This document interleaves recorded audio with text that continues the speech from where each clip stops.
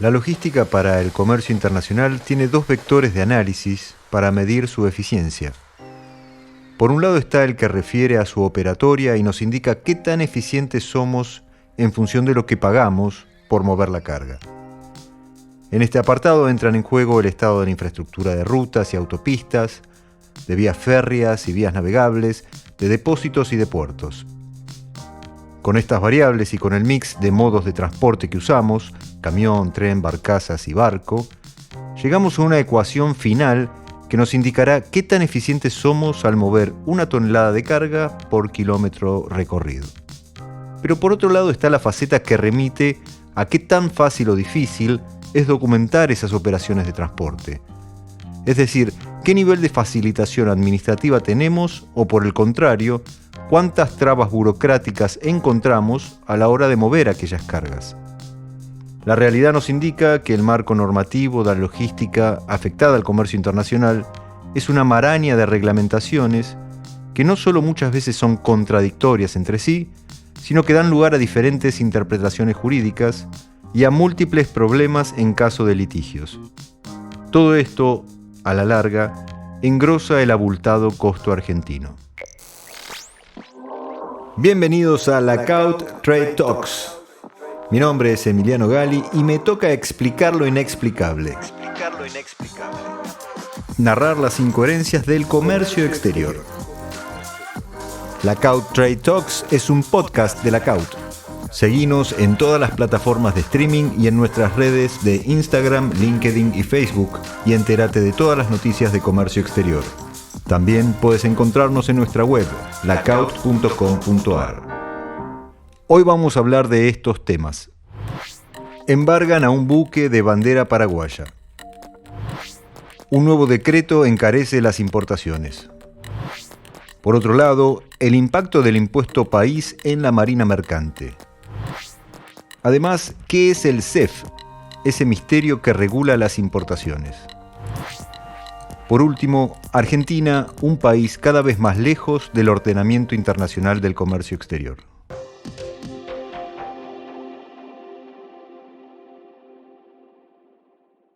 Embargan a un buque de bandera paraguaya. La Administración General de Puertos, concesionaria de las obras de mantenimiento de las profundidades, señalización y batimetrías en la vía navegable troncal, procedió al embargo de un remolcador de bandera paraguaya por falta de pago del peaje. Se trata del peaje instrumentado en septiembre de 2022 para el tramo de la vía navegable que va desde Santa Fe hasta Confluencia y contempla el pago de $1.47 o $1.47 por tonelada de registro neto de la embarcación, según cuente con pabellón extranjero o bandera argentina. Días atrás, la AGP embargó de manera preventiva y con interdicción para la navegación al buque de bandera paraguaya HB Gruz por una deuda de $87.000 que la empresa armadora del remolcador, la brasileña Hidrovías do Brasil, registra en concepto de peajes impagos. El organismo explicó en un comunicado que en primera instancia se notificó la mora por correo electrónico y luego se envió una carta documento de intimación. Con los plazos administrativos concluidos, la AGP avanzó con el embargo una vez que el buque arribó a un puerto en las cercanías de Rosario. El barco llevaba 13.500 toneladas de soja brasileña para su procesamiento en plantas del complejo portuario agroindustrial de San Lorenzo cuando se procedió a su interdicción. Y se trata del primer embargo efectuado desde la entrada en vigor del peaje para el tramo Santa Fe al norte, cuya instrumentación fue protestada por Paraguay por vías oficiales. No obstante, no es la única embarcación ni el único armador que está sometido a alguna de las instancias que prevé el proceso administrativo ante la falta del pago del peaje. Desde la AGP recordaron que más del 15% de los gastos del organismo se destinan al mantenimiento del tramo Santa Fe-Confluencia, por lo que el cobro del peaje permite la realización de los trabajos de adecuación del canal. Un nuevo decreto que encarece las importaciones.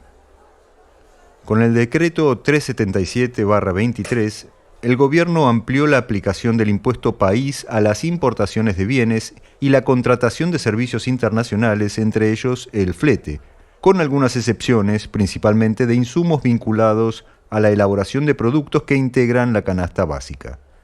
De acuerdo con la norma, tanto las importaciones de bienes como el flete y los servicios de transporte vinculados a la exportación e importación están alcanzados por el impuesto con una alícuota del 7,5%, que será retenida por el banco interviniente al autorizar al cliente a acceder al mercado de cambios y así afrontar el giro de divisas.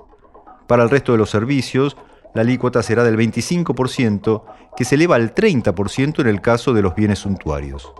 Solo determinados minerales y combustibles, insumos químicos, insumos y bienes afectados a la producción de alimentos de la canasta básica y otros vinculados a la generación energética están exentos del impuesto país. Asimismo, la resolución 5393 de la FIP establece los criterios para realizar el pago a cuenta de hasta el 95% del impuesto, que deberá hacerse efectivo al momento de oficializar la destinación de la importación. Corre el hecho imponible al momento en que la mercadería llega al país.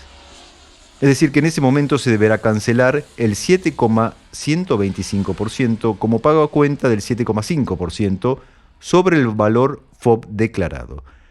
Eso sí, quedan excluidas del pago a cuenta las operaciones que se realicen vía courier.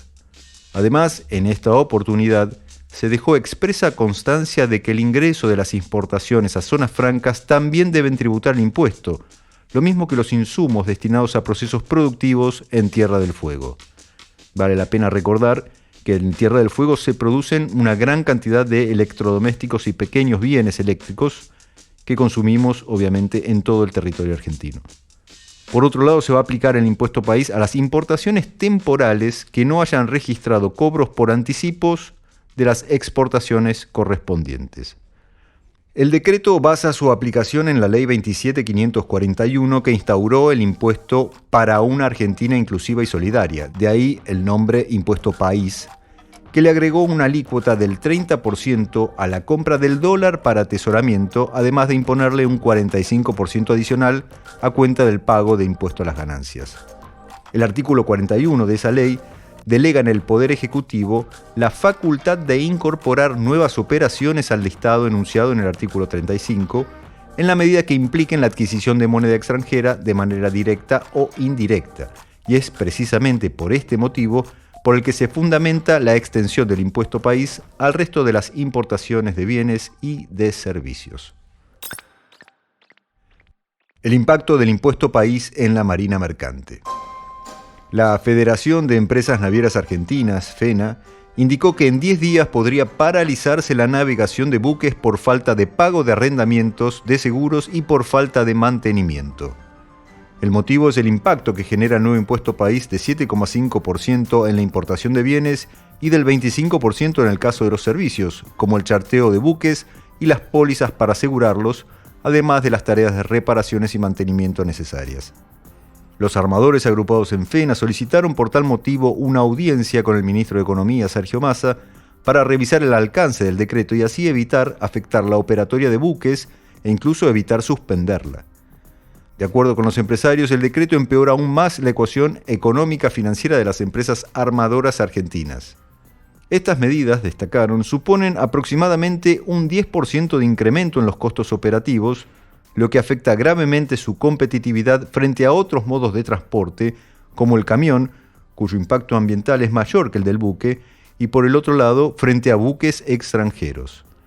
Según los navieros argentinos, el decreto en cuestión consagra una inadmisible y desleal desigualdad entre los servicios de fletes marítimos prestados por empresas extranjeras, que tributan un 7,5% del impuesto, en detrimento de la alícuota del 25% que deben abonar las empresas armadoras argentinas por servicios tales como el arrendamiento de buque o la contratación de seguros. Esta diferenciación de la alícuota de casi 17,5 puntos coloca al armamento nacional en una situación de desventaja competitiva que las empresas navieras consideran desleal.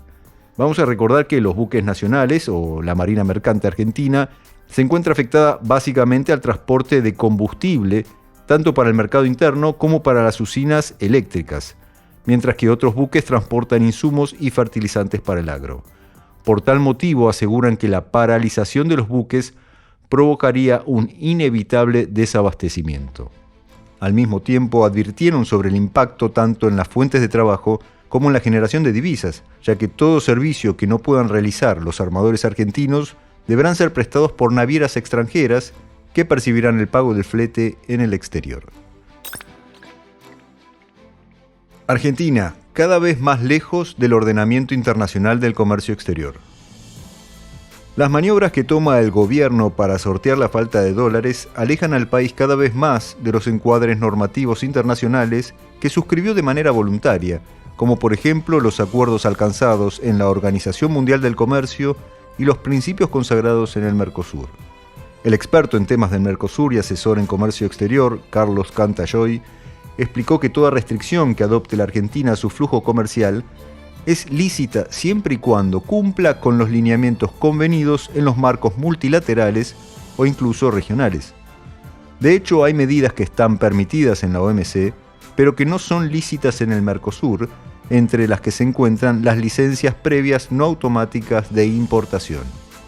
Dice el especialista que estas licencias no automáticas están permitidas en la OMC, pero no por el Mercosur, de acuerdo con un fallo del Tribunal Arbitral del Bloque. No obstante, las licencias previas no automáticas se aplican desde hace más de 20 años, sin diferenciar si son importaciones de mercaderías originarias de países del Mercosur o si provienen de terceros países.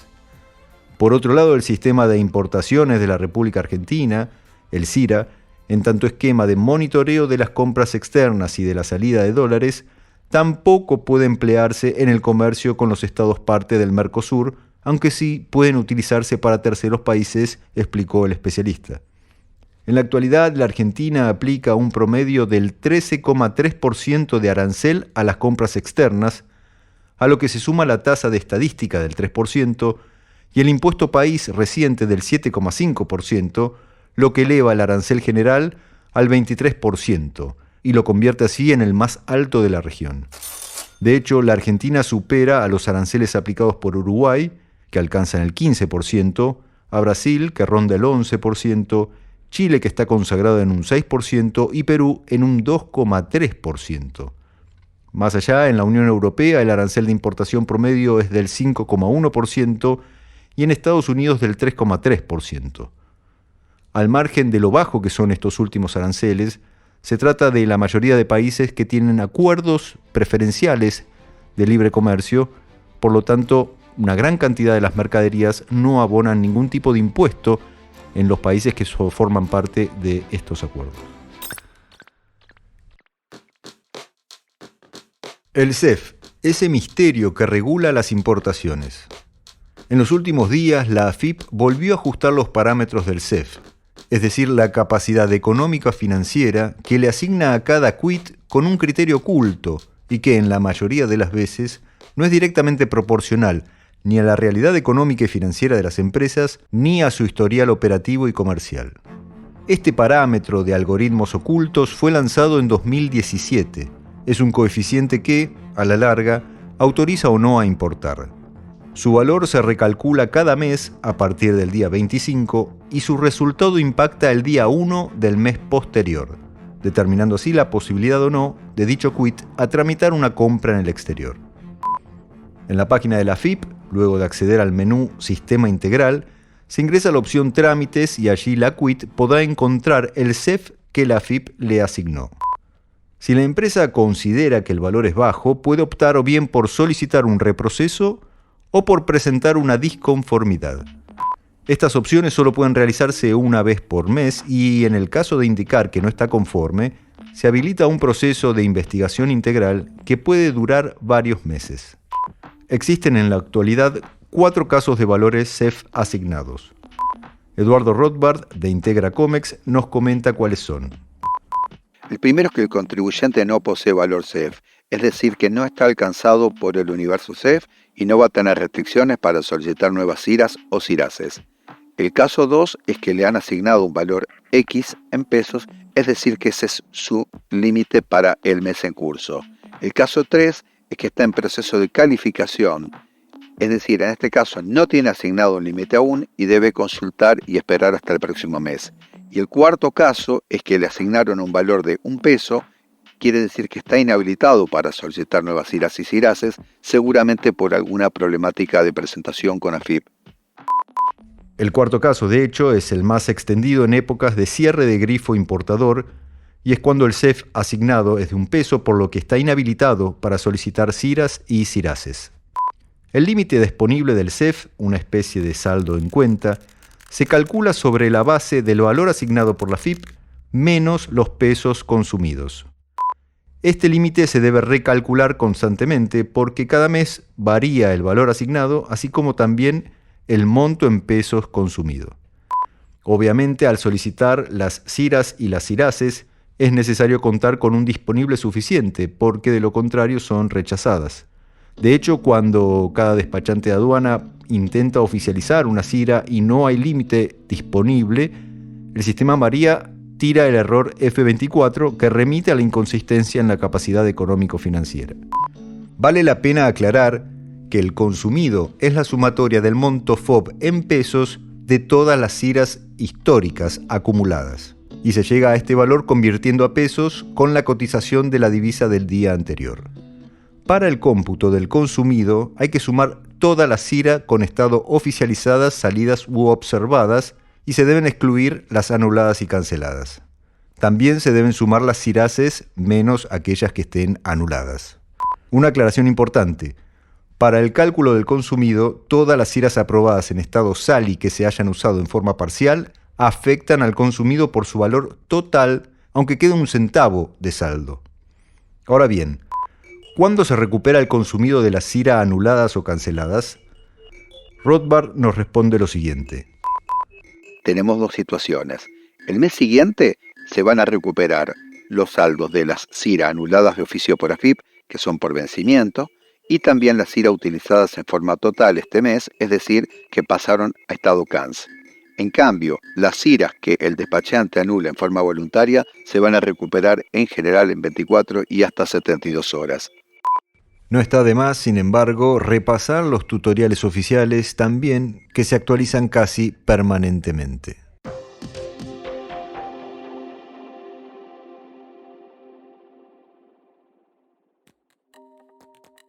Y ahora sí vamos con el tema de la semana.